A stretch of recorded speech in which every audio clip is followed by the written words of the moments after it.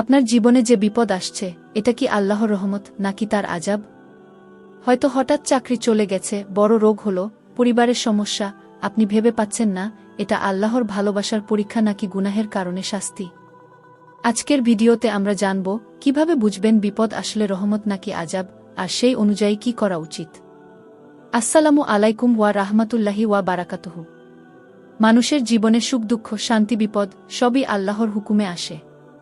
আমরা অনেক সময় বিভ্রান্ত হয়ে যাই যখন বিপদ আসে, এটা কি আল্লাহর রহমত না তার আযাব। আজকে আমরা সহজভাবে আলোচনা করব বিপদ কবে পরীক্ষা, কবে রহমত আর কবে আযাব হতে পারে। প্রথমত, নেককার মানুষের জন্য বিপদ হল পরীক্ষা ও রহমত।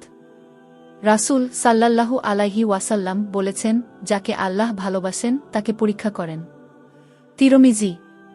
অর্থাৎ যারা নামাজি সৎকর্মশীল আল্লাহভীরু, তাদের জীবনে কোনো বিপদ এলে সেটা সাধারণত পরীক্ষা হয়।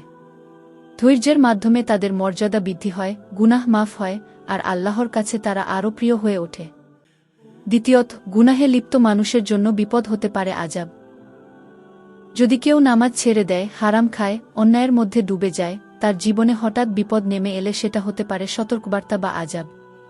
তবে যদি সে আন্তরিকভাবে তাওবা করে, আল্লাহর দিকে ফিরে আসে, তাহলে সেই বিপদই রহমতে রূপ নেয়। আর যদি সে গাফেল থাকে, আল্লাহর দিকে না ফেরে, তাহলে সেটা হতে পারে ধ্বংসের কারণ। কিভাবে বুঝবেন? বিপদের সময় আপনার আচরণই বলে দেবে এটা রহমত নাকি আযাব। যদি আপনি ধৈর্য ধরেন, তাওবা করেন, বেশি বেশি নামাজ, দোয়া, ইস্তিগফার করেন, তাহলে বুঝবেন এটা রহমত ও পরীক্ষা। আর যদি আপনি হতাশ হয়ে পড়েন, আল্লাহকে দোষারোপ করেন, আরও গুনাহে লিপ্ত হয়ে যান, তাহলে বুঝবেন এটা আযাবের লক্ষণ। প্রিয় দর্শক, আল্লাহ বলেন, অবশ্যই কষ্টের সাথেই আছে স্বস্তি। সূরা ইনশিরাহ আয়াত নং 6।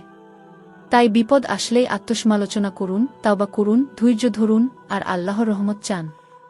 তাহলে বিপদও আপনার জন্য হয়ে উঠবে নিয়ামত। যদি ভিডিওটি ভালো লেগে থাকে তবে লাইক দিন, শেয়ার করুন আর সাবস্ক্রাইব করে রাখুন। কারণ সামনে ইনশাআল্লাহ আরও সুন্দর ইসলামী বিষয় নিয়ে হাজির হব। আজকের মতো শেষ করছি। আল্লাহ হাফেজ। আসসালামু আলাইকুম ওয়া রাহমাতুল্লাহি ওয়া বারাকাতুহু। জাযাকাল্লাহু খাইরান।